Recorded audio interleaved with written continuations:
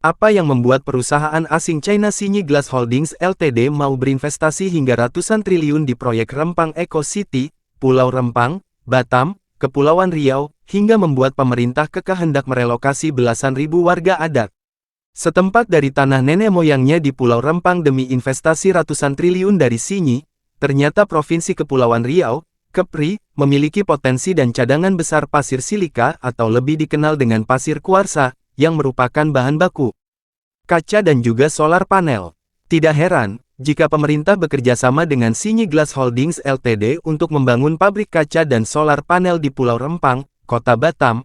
Ketua Umum Himpunan Penambang Kuarsa Indonesia, HIPKI, Adi Indra Pawenari, menyatakan, pihaknya menyambut baik dengan adanya investasi dari perusahaan China, untuk membangun pabrik kaca di Pulau Rempang, Kota Batam, Provinsi Kepri, apalagi saat ini, Provinsi Kepri merupakan salah satu produsen pasir kuarsa di Indonesia. Pasir kuarsa itu terdapat di 2 kabupaten, yakni Lingga dan Natuna. Sedikitnya ada 350 juta ton cadangan pasir kuarsa, yang terdapat di pesisir Kabupaten Lingga dan Natuna. Berdasarkan data yang kita peroleh, Natuna dan Lingga berpotensi memiliki cadangan sekitar 350 juta ton, bisa ditambang beberapa tahun yang akan datang. Karena itu, kita menyambut baik kehadiran investasi pabrik kaca, ujar Adi di Kota Tanjung Pinang, Rabu, tanggal 20 September tahun 2023. Berdasarkan data yang kita peroleh, Natuna dan Lingga berpotensi memiliki cadangan sekitar 350 juta ton secara geografis.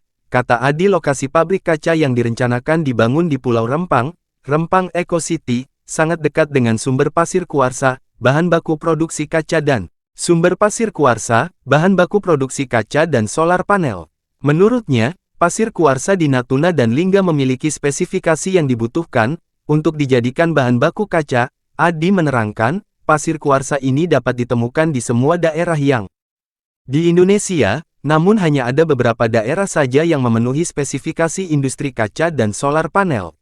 Seperti Kalimantan Barat, Kalimantan Timur, Kalimantan Tengah, Kalimantan Selatan, Lampung, Bangka Belitung, Sumatera Barat dan Kepulauan Riau. Pasir kuarsa di Natuna dan Lingga memenuhi syarat untuk disuplai ke pabrik kaca. Jadi sepanjang itu kebijakan strategis negara, akan kita dukung, yang mana targetnya memang untuk memberikan nilai tambah, ungkapnya. Selain itu, kata dia, harga penjualan pasir kuarsa dari daerah akan dibanderol tinggi. Mengingat pasir kuarsa merupakan bahan baku untuk pembuatan kaca. Pasir kuarsa sendiri, menurut Adi sudah ada sejak puluhan tahun yang lalu. Namun, pasir tersebut baru ditambang dan diekspor pada tahun 2020 yang lalu. Hingga saat ini, setidaknya ada 2 juta ton pasir kuarsa di Kepri yang diekspor ke China. Bahkan, daerah penghasil pasir kuarsa tersebut akan mendapatkan keuntungan yang besar dengan hadirnya pabrik kaca di Rempang Eco City. Dalam Undang-Undang Nomor 28 Tahun 2009 tentang Pajak dan Retribusi Daerah, menyatakan hasil tambang mineral non-logam adalah kewenangan daerah. Kebutuhan pasir kuarsa ini masuk dalam kategori mineral bukan logam. Jadi semua pajaknya masuk ke daerah. Seharusnya ini kabar gembira untuk daerah, dengan pengelolaan pasir kuarsa yang biasanya hanya bisa digunakan untuk pasir bangunan, kini untuk produksi kaca dan bisa menjadi sumber PAD di daerah, kata Adi. Adi menambahkan, saat ini belum banyak perusahaan yang memiliki izin operasi produksi pasir kuarsa di Kepri.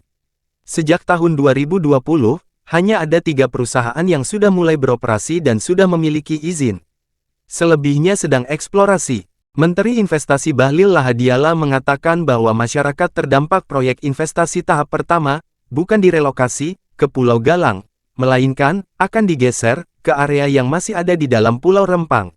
Bahlil juga menyebut bahwa rencana itu telah diteken oleh tokoh masyarakat yang ditemuinya ketika berkunjung ke Pulau Rempang awal pekan lalu. Tetapi bagi Fauziah, warga dari Kampung Sembulan Pasir Merah, penolakannya terhadap relokasi atau apa? Aliansi Masyarakat Adat Nusantara, AMAN, mengingatkan pemerintah untuk tidak mengeklaim sepihak persetujuan masyarakat tanpa benar-benar mendengarkan aspirasi mereka yang terdampak. Sikap itu dikhawatirkan dapat memicu saling curiga dan konflik. Direktur Advokasi Kebijakan, Hukum dan HAM AMAN, Muhammad Arman, menyatakan klaim-klaim semacam itu berulang kali menjadi Taktik penguasaan lahan untuk PSN. Pola yang sama juga ditemukan Aman dalam pembangunan bendungan Wadas di Jawa Tengah, Waduk.